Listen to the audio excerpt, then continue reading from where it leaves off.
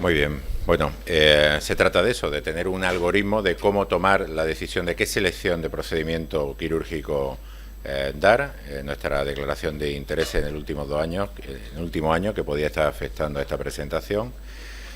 Método de corrección en la presbicia lo sabemos más que de sobra, pero siempre es interesante saber que, independientemente de lo que vamos a hablar, que vamos a ir directamente a los procedimientos quirúrgicos, vamos a tener la solución en gafas y en lente de contacto. El paciente de lente de contacto que ya está usando lente de contacto multifocal va a ser obviamente mucho más fácil de que tolere cualquier tipo de procedimiento quirúrgico. ¿Cómo hacemos los test de selección? Seleccionamos el paciente a día de hoy con el Pentacam Wave y la selección de la lente nos ayudamos con el Vivior, que nos da una información de los hábitos visuales del paciente con un seguimiento de él. Test de tolerancia, desde luego la dominancia motora y sensorial, la motora la del ojo que fija, la sensorial la del ojo que menos le molesta ese emborronamiento. Es muy importante, si no coincide, siempre tirar a la sensorial, a no ser que haya deportes como la caza y tal, que no lleve a que el dominante deba de ser el diestro del paciente. Simulación con lente de contacto siempre nos va a venir bien para que el paciente lo perciba, y a día de hoy estamos empezando a hacer trabajos con el simulador visual SIMBI.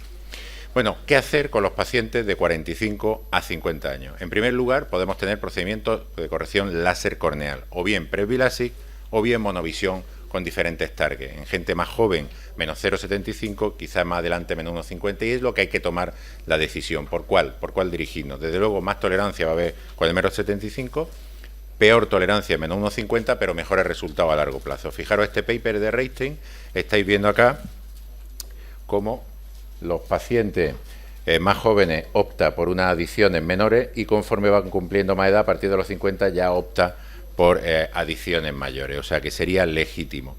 Este otro paper, el de antes de Reinstein era con Presbillon, este de Luger es con el Presbimab de Swim. La edad media era 51 años, con ese rango que veis de 45 a 55, que coincide con este rango que hablamos.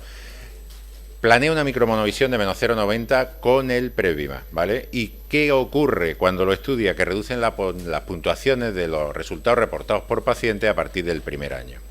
¿Qué propone? Pues incrementar esa micromonovisión hasta el 1,25, 1,50 que antes os comentábamos. Fijaros cómo las curvas de desenfoque a raíz de los 6 años caen casi a la situación previa del paciente. En resumidas cuentas, esos son los procedimientos de presbilasis que tenéis.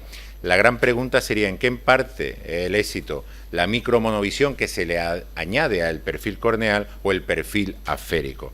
Bueno, después de analizarlo en literatura científica, tenemos una revisión sistemática pendiente de publicación. Lo máximo que podemos esperar es una extensión de foco para 0,2 logmar, que sería un 0,6, 0,7 en decimal, de 0,5 dioptría aproximadamente, como la mono EDOF. Y desde luego tener en cuenta que si no hay pérdida de mejor agudeza visual corregida en lejos, pues no se alcanza por una profundidad de foco adecuada. Este otro paper, si nos vamos ya a la lente ICL, lente fáquica, la decisión entre láser y lente probablemente la tomamos en base a la ACD, la tomografía y la graduación, pero cada vez más también nos gusta la reversibilidad que nos aporta las lentes fáquicas. Fijaros en este paper de Ye, la edad media parecía la anterior, está en 43,5. En el ojo dominante inducía algo de miopización, en el no dominante, aunque tenéis ese rango amplio, fijaros como la media al final llega solo a 0,75.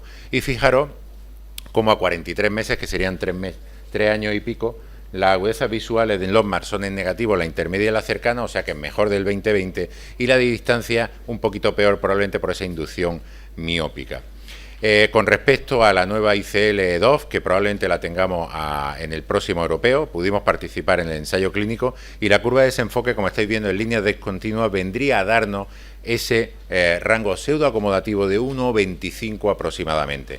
Cualquier efecto de EDOF aférico, basado en aberración esférica, va a tener, como estáis viendo, un ligero shift miópico, y desde luego va a depender de la pupila. Son cosas que deberemos de ir avanzando en el estudio.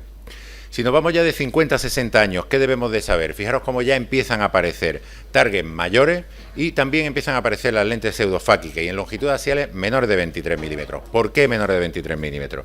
Existe ese paper, ese review publicado en AI, en el que estáis viendo la zona roja. Esto es el riesgo relativo de operando el cristalino que podemos provocar desprendimiento de retina. Como estáis viendo, en mayores de 60 años desaparecería independientemente de la longitud axial, pero en menores de 23 milímetros, en cualquier rango de edad, no provocaría riesgo relativo, pero a partir de 23 milímetros y en menores de 60 años sí nos está aumentando el riesgo relativo de desprendimiento de retina, y cuanto más largo es el ojo, más induce el riesgo relativo. O sea que, ojo, y sí podría liberársenos en longitudes axiales menor de 23 milímetros. Eso en cuanto a seguridad. ¿Qué hay en cuanto a eficacia? Fijaros este paper, este review que publicamos en el 2018, en el que el punto de corte del HD Analyzer, lo que antes era el OCA, de 1.56 de OSI, nos da una sensibilidad al contraste de esos pacientes que vendría a ser poco más o menos que el promedio de las lentes multifocales. Esto luego lo hemos visto de nuevo, fijaros como en diferentes estudios que hemos hecho con lentes trifocales nos vendría a dar ese punto de corte de sensibilidad al contraste de 0.9 logmar de sensibilidad al contraste. Si nos vamos ya, entonces hay que tener en cuenta, ojo, hemos visto recientemente en el foro de Faco Elche a alguien operado de menos de 60 años que estaba incómodo. Obviamente, si el paciente está con gafa corregido, la sensibilidad al contraste le va a bajar, y esto es importante que lo tengamos todos en cuenta, ¿vale?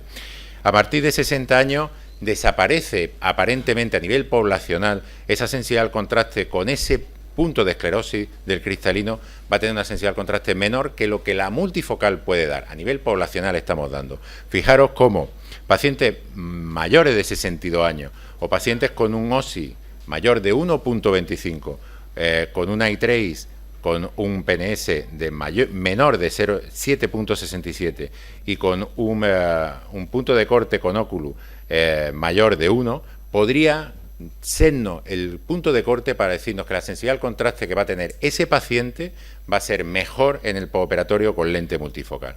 Y podríamos también tener un punto de corte para decirnos que el paciente no vaya a percibir difotopsia. En eso estamos trabajando. Fijaros, hay que diferenciar el fenómeno fótico, que es la iluminación, el aumento de la iluminación del punto focal lumínico, con la difotopsia. La difotopsia es un fenómeno fótico que además molesta al paciente. ¿Cómo podemos medir el fenómeno fótico? Con el alómetro, con pruebas psicofísicas, como estáis viendo con el índice de distorsión lumínica, el alómetro de Mejomé, que es el mejor que hay en el mercado. Y la psicometría, ¿vale? Ahí veríamos si el paciente le molesta o no. Y fijaros ese rango, es muy interesante que veáis lo verde, nada molesto, un poco molesto, el amarillo moderadamente molesto y el rojo muy molesto, extremadamente molesto.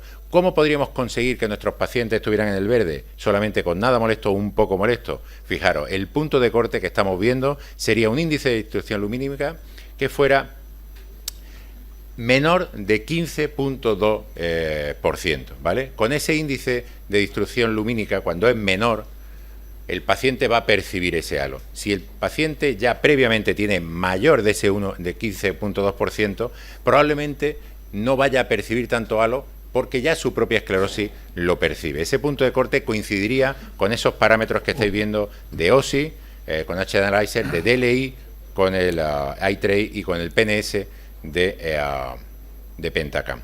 Bueno, fijaros, Joaquín. Y ya para acabar, fijaros cómo la inducción del menor fenómeno fótico con multifocales, la nueva Liberty que tenemos, la 2.0, nos vendría a dar un índice de distorsión lumínica de 15.9, o sea, un poquito más pasaría, en algún caso podría llegar a ser moderado, pero el comportamiento es realmente bueno. En conclusión, este ha sido el algoritmo que os proponemos. Muchas gracias por vuestra atención.